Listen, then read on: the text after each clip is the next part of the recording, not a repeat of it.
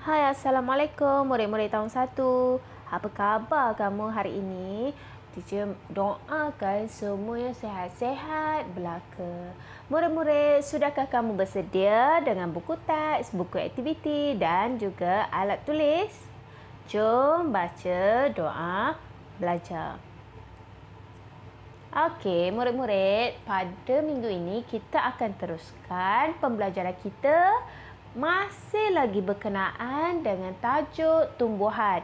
Masihkah kamu ingat pembelajaran kita minggu lepas? Iaitu kepentingan bahagian tumbuhan.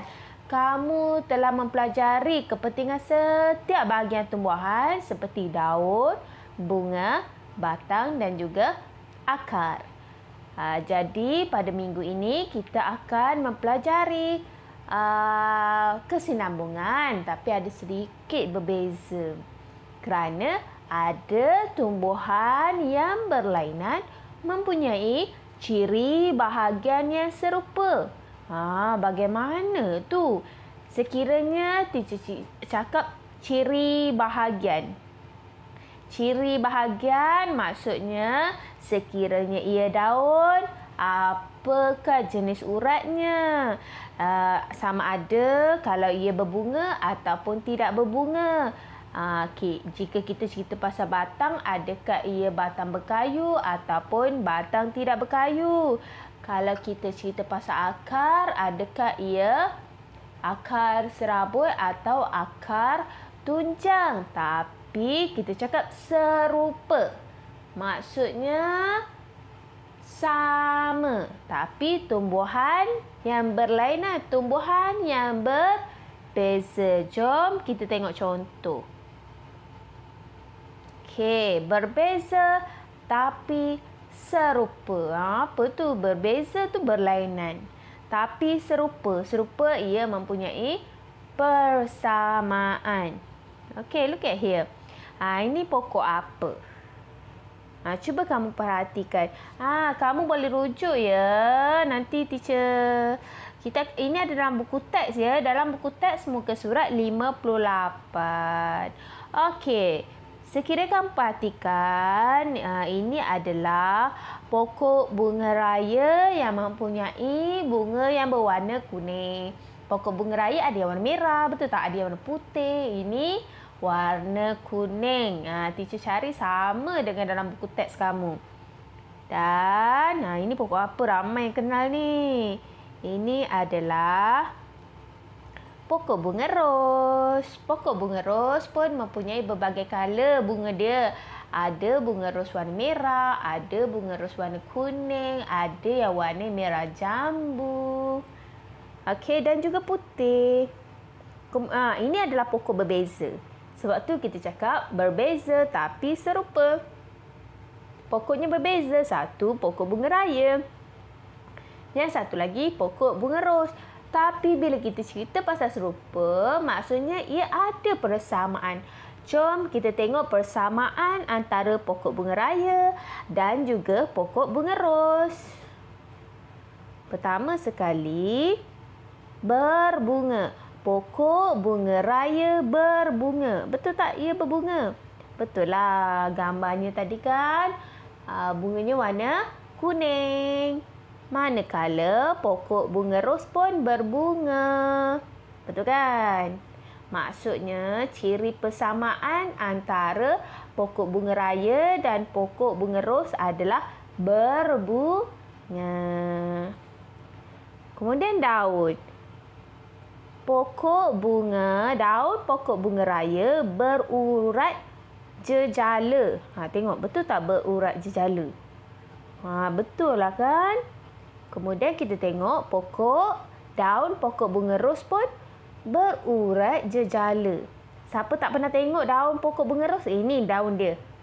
Jadi ciri bahagian yang sama pokok bunga raya dan pokok bunga ros adalah daunnya berurat jejala. Ciri ketiga, batang. Batang pokok bunga raya jenis dia batang berkayu. Ni batang dia. Nanti kamu perhati ya pokok bunga raya rumah kamu tu betul tak batang dia berkayu? Dan batang pokok bunga ros pun jenis batang berkayu. Ni batangnya. Jadi ciri ketiga persamaan antara pokok bunga raya dan juga pokok bunga ros ialah batang berkayu. Akar pula. Akar pokok bunga raya jenis akar tunjang. Ingat lagi ke kamu bagaimana akar tunjang ni? Ini. Manakala akar pokok bunga ros jenis akar tunjang juga. Nampak tak yang tengah tu? Kan teacher pernah cerita kalau akar tunjang dia ada satu akar kat tengah, kemudian tepi-tepinya macam berserabut lah. Tapi kalau akar yang berserabut dia tak ada yang tengah yang besar tu.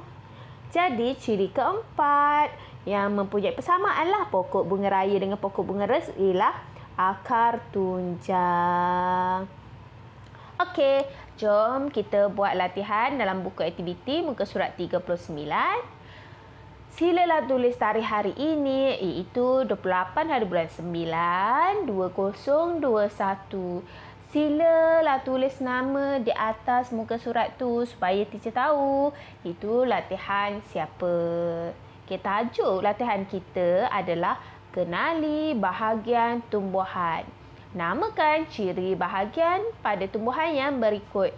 Kamu silalah buka buku aktiviti tu ya, muka surat 39. Ini pokok apa ni?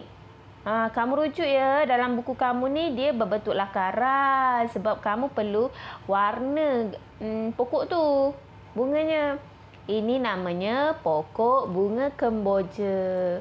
Pokok bunga kemboja juga ada beberapa jenis lah. Mungkin yang biasa kamu tengok warnanya putih. Ada juga yang warna kuning.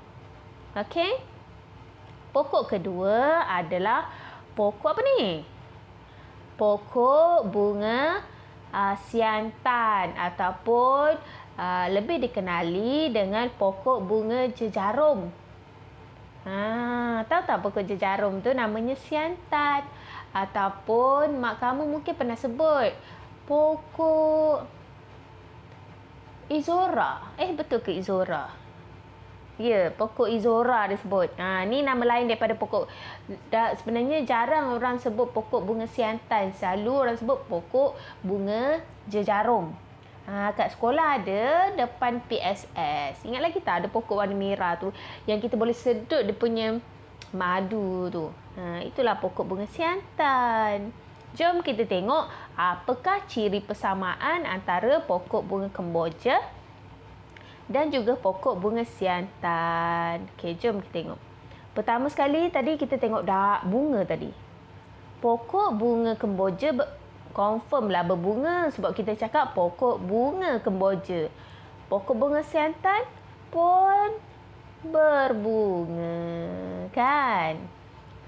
Kemudian ciri yang kedua, pokok bunga kemboja urat daun jejala. Cuba kamu tengok gambar yang teacher tunjuk ni. Mungkin dalam buku aktiviti kamu kurang jelas, tapi gambar teacher jelas kan urat daun jejala. Manakala daun pokok bunga siantan kamu boleh rujuk dalam buku kamu tu lagi jelas berbanding gambar teacher ni. Ia pun mempunyai urat daun jejala. Kemudian tengok batang pokok. Pokok bunga kemboja ni sebenarnya dia boleh membesar. Teacher rasa kamu pernah tengoklah pokok ni. Batangnya memang berkayu sebab ia adalah pokok besar. Yang teacher tunjuk ni, pokok ni baru ditanam lah macam anak lah kan. Dan begitu juga pokok bunga siantan. Siapa yang selalu main depan PSS, dia perasan lah batang pokok bunga siantan ni ia memang batang berkayu.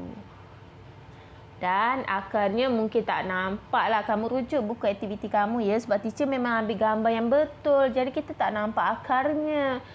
Tapi tadi teacher cakap pokok bunga kemboja ni sebenarnya pokok yang besar. Bila biasanya pokok besar, ia mempunyai akar tunjang. Walaupun pokok bunga siantan ni tak besar, tapi ia juga mempunyai akar tunjang. Ini kamu boleh rujuk dalam buku aktiviti. Okey? Ini kamu buat ya. Buku aktiviti kamu tu ada, kamu kena isi. Namakan ciri bahagian pada tumbuhan yang berikut. Okey, seterusnya latihannya. Lengkapkan ayat di bawah. Okey? Yang perlu kita buat adalah kamu salin balik apakah ciri bahagian yang sama apa antara pokok bunga kemboja dan juga pokok bunga siantan. Okey, jom kita buat sama-sama ya.